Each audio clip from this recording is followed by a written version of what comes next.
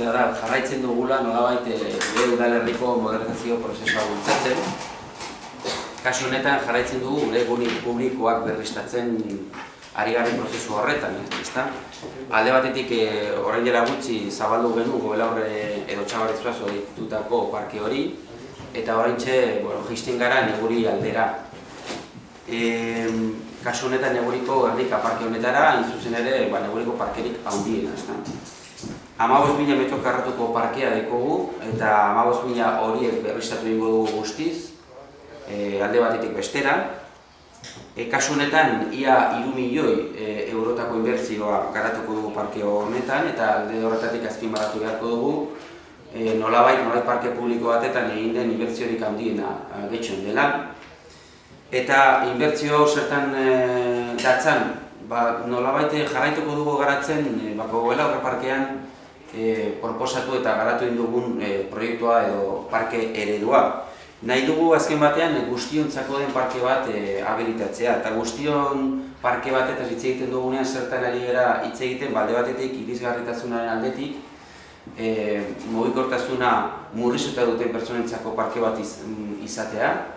Beste aldetik, eta hau oso importantea da, nahi dugu belaunaldi ezberdinen gozamenerako edo gozatzeko aukera zabaltzea parke proposamen honetan, eta alde batetik beraz egongo dira umeentzako gune bereziak proposamenarekin, eguraldia honaz denean ere parkearekin edo parkez gozatzeko aukera edukitzeko.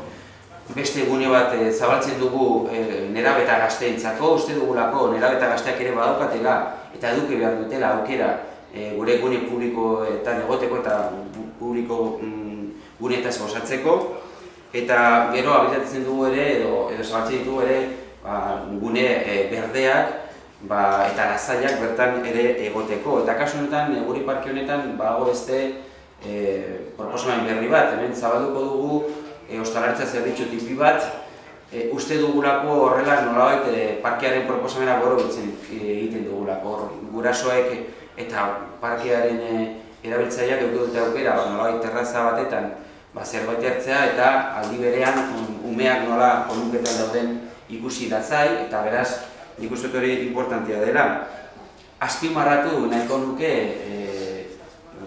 parke proposamen hau herriko edo auzoko ordezkariekin ere kontrastatua izan dela, eurekin egun gara lan egiten eta eurek bideritako iradokizun eta iritziak kontutan hartu ditugu parke proposamen hau egiteko. Ez bakarrik hori jarraitzen dugu auzokideen iritzia eskatzen, eta alde horretatik gaur zabaltzen da erakusketa berri hau, eta apirilaren 28 arte egongo da zabalik, eta bertan auzokideak edukiko dute aukera euren iradokizunak guri emateko erakusketa honen bitartez. Ez bakarrik hori, aprobetxatu egiten dugu erakusketa nolabait Neguriko auzokideek jakin dezaten getxoko modernizazio prozesu hau zertan datzan edo behintzat zertan datzan prozesu honen proiekturik garrantzitsuenak.